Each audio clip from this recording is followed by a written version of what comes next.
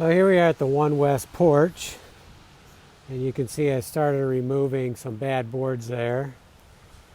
Got this still is propped up with, I cut the boards off so some's underneath there.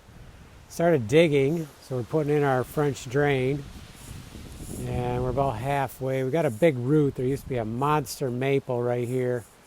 It went straight up. The stump is about right there in the center of this video.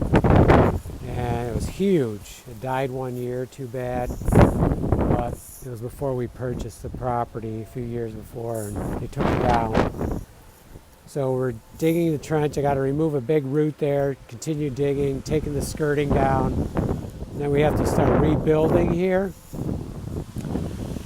Move the post back up. We'll have to put a jack underneath, maybe over on the side. It's all held together good up there, so it shouldn't come loose or anything. Maybe I can just pry it up and put boards under. And then we're going to start putting all this stone here we've had started gathering 2 or 3 years ago.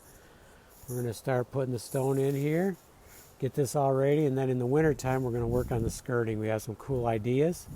So hopefully we can get this deck all mended. I would love to even get it painted this year yet, but we'll see how the weather holds up.